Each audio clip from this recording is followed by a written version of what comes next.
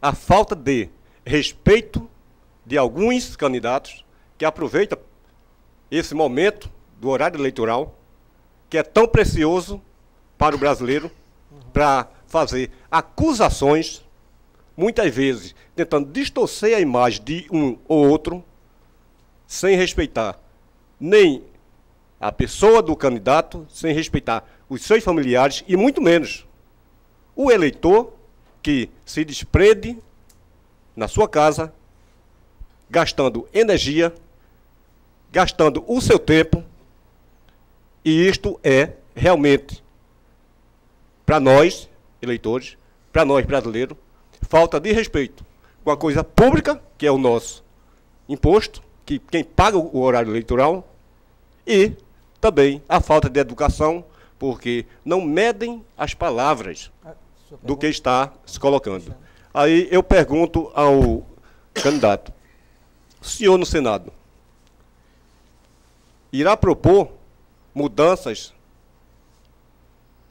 durante o seu mandato para que essas isenções sejam punidas mais rigorosamente e quem assim utilizar possa ser punido não apenas com o tempo de horário na televisão, mas de uma forma mais drástica.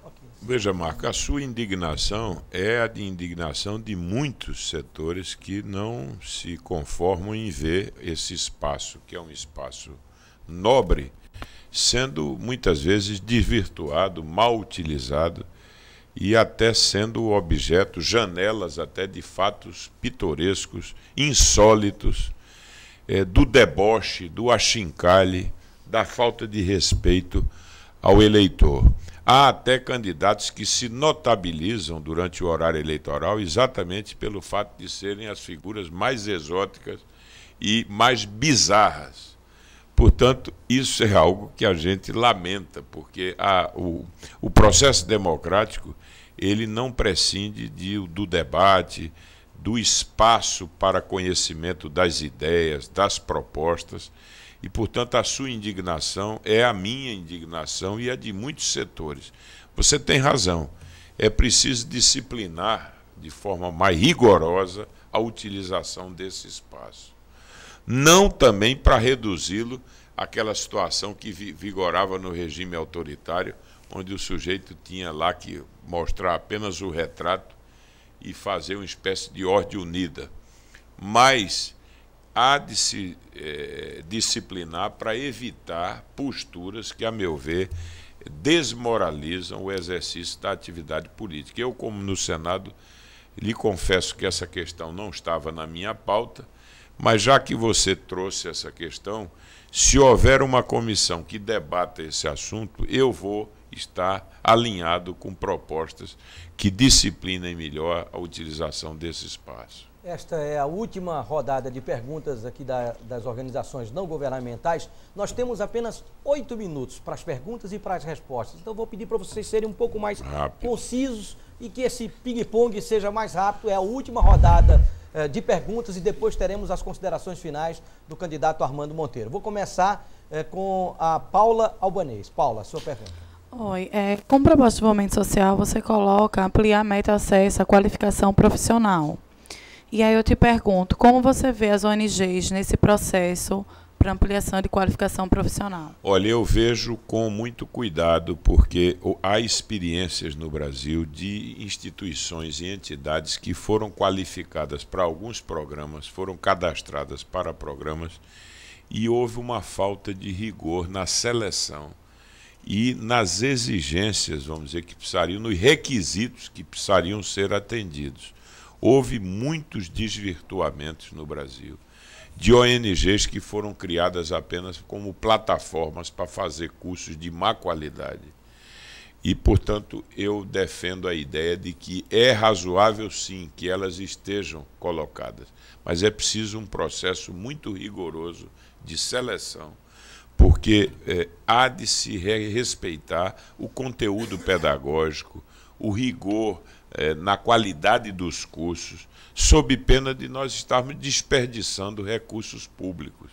Então precisa ter cuidado com isso. Professor Jorge Emílio. Deputado Armando Monteiro, o Senado é hoje a representação federativa do Brasil. Então nós estamos precisando, nós vivemos um momento de centralização, desde 1994 há um movimento de centralização. A Constituição de 88 foi a Constituição mais federativa que nós já tivemos. E o Senado representa essa federação, razão pela qual, nesse processo de centralização, os recursos todos na mão da União, 72% dos recursos tributários estão na mão da União, esmaga estados e municípios. Eu perguntaria ao senhor como é que o senhor pretende dinamizar o seu trabalho no Senado, levando-se em consideração que o Nordeste, por exemplo, representa 18,26% do território nacional, a população 29,6%, os eleitores são 27%, a bancada no Congresso nordestina é 33,5%, e a nossa participação no PIB é de apenas 13,1%. Recursos previstos no PAC, 14,2%. Taxa de analfabetismo funcional, 30,8%. E tivemos, migrando, entre 2008 e 2009 ainda, apesar de todas as oportunidades que estão surgindo no Nordeste, 462 mil nordestinos. Eu perguntaria o que é que o senhor pretende fazer com relação aos órgãos de desenvolvimento da região, né, como Chesf, Codevasf e Sudene, que estão... A Chesf está aí sendo transferida para o Sul, a Codevasf desativada, a Sudene de fogo morto. O que é que o senhor poderia colaborar na chamada regulamentação do artigo 165 da Constituição, parágrafo 7º, que garante orçamento regionalizado proporcional à população do Nordeste? Porque, convenhamos, com 13% nós não tiraremos a população do Nordeste da pobreza. Essa não é uma entrevista comum, como que a gente vê os microfones sendo cortados aí a todo momento, mas a gente também tem tempo. E o candidato está cansado aqui e tem tempo também, né, para responder as perguntas. Deputado Armando Monteiro. A gente tem que ser condescendente com o Jorge, porque ele é um estudioso que tem um manancial de informações que ele, evidentemente, utiliza no debate, que é uma coisa que nós não conhecemos legítima. Bem. Mas eu proponho que a gente faça um debate depois, pós-eleição, um debate para orientar aquilo que possa representar uma posição ou propostas para essa questão do desenvolvimento regional, que é uma questão séria, que é uma questão da maior importância, que não se resolve com posições voluntaristas, de que, de repente, você pode agora fazer a regionalização imediatamente do orçamento. Isso não é... Você pode estabelecer um comando constitucional, não é, regulamentá-lo, mas isso se faz num tempo, isso não pode se fazer a toque de caixa. Portanto, eu acho que nós vamos precisar discutir seriamente uma coisa que se coloca antes da questão das instituições e dos instrumentos.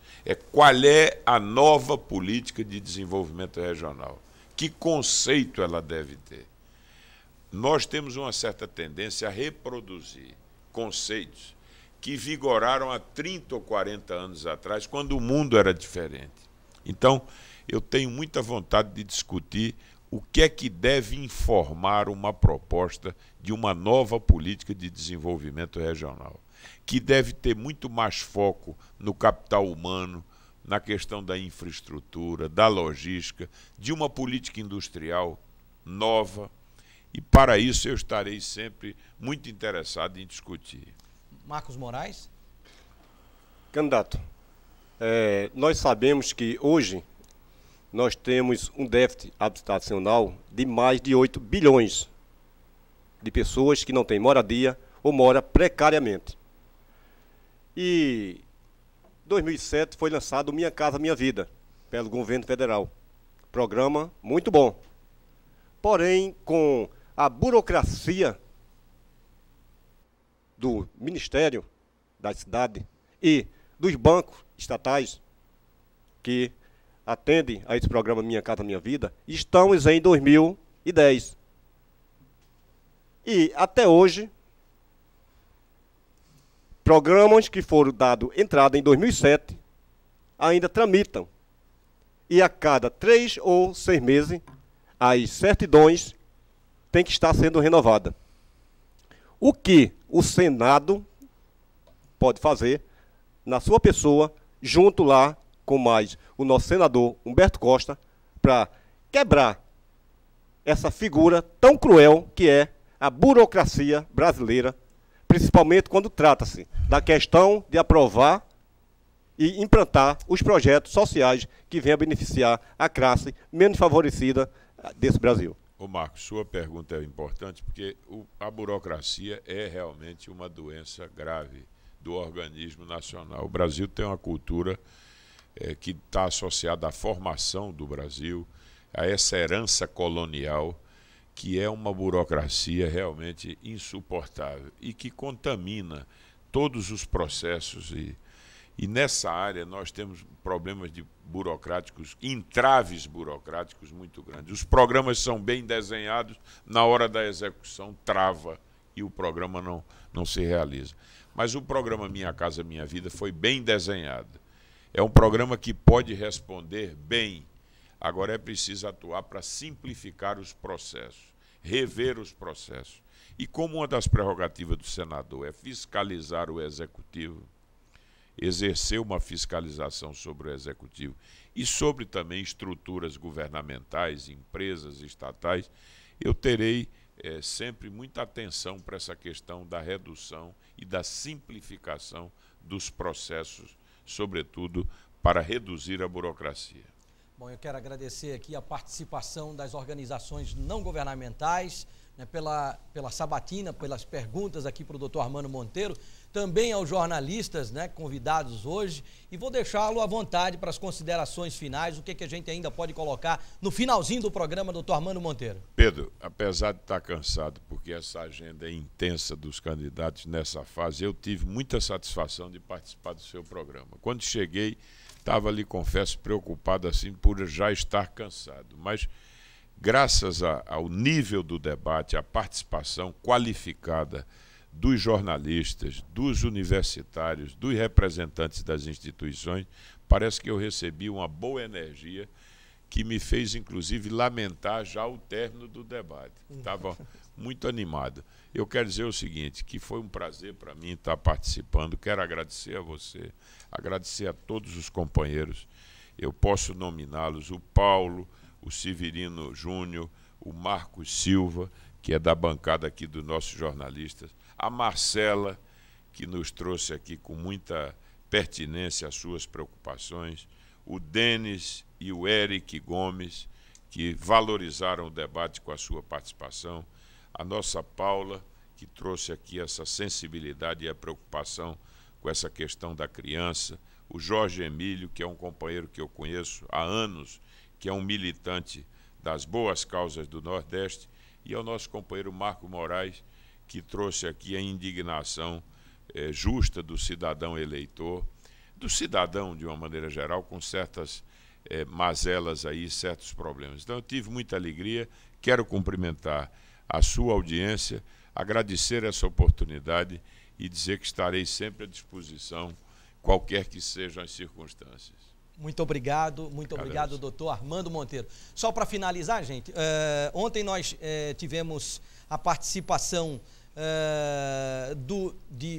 de mais um dos candidatos. Ontem foi quem? Raul Jugman. Ontem foi Raul Jugman, que deixou as suas propostas, a síntese do seu pensamento, caso eleito senador. E nós vamos mostrar agora o registro lá no cartório Paulina Porto Notas, na Avenida Getúlio Vargas, número 1218, aí as propostas do candidato Raul Jugman, né, que esteve presente ontem aqui na nossa entrevista. Próxima segunda-feira, nós vamos receber, a partir das 9h20 da noite, o candidato do PT ao Senado, Humberto Costa. Muito obrigado a todos, até lá e uma boa noite.